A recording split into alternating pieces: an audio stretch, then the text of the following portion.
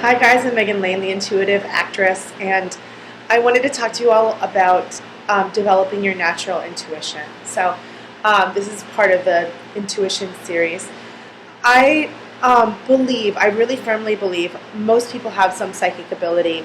I say some people are born with it, kind of like musical ability. Some people are born just musical prodigies, which is very rare, which is like Beethoven or Mozart, for example.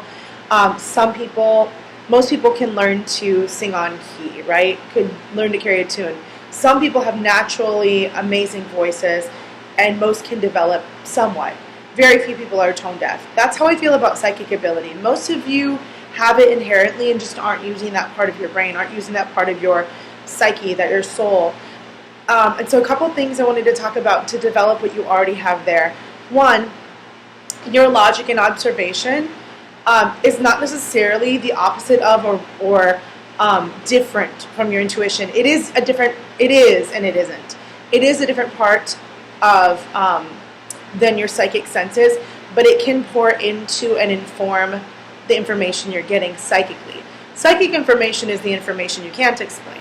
It's the information you get from your hearing, seeing, feeling, and knowing, etc., and smelling, etc., that come from a different plane or from a higher plane, a vibrational plane. Like, for example, you get a vision in your head, in your mind's eye, of, say, a dog walking across the street, and then you see a dog walk across the street. That's clairvoyance. So that's psychic information. But if you use your logic, like you see somebody and they look disheveled, and part of, say, part of a reading or part of reading their energy is that person feels like they've been through a lot, that doesn't necessarily mean that it's wrong, just because you got something in a logical way. But psychic ability comes in and adds another layer. It's reading not just what the ego sees or what the normal logical brain will see. It's adding that layer of what's going on underneath, because sometimes it does not match up to what it looks like.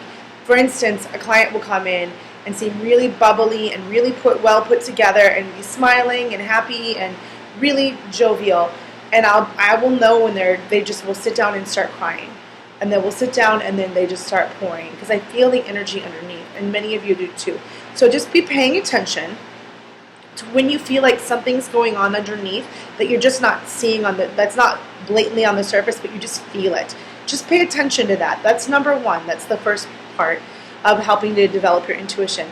The other one is to just pay attention and observe symbols.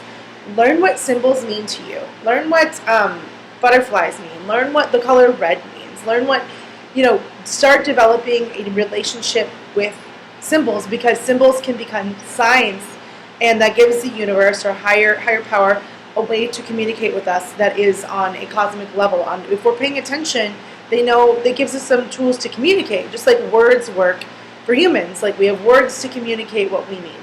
Same thing with symbols, and Spirit loves to talk in symbols. So learn some symbology. Learn what that means to you personally.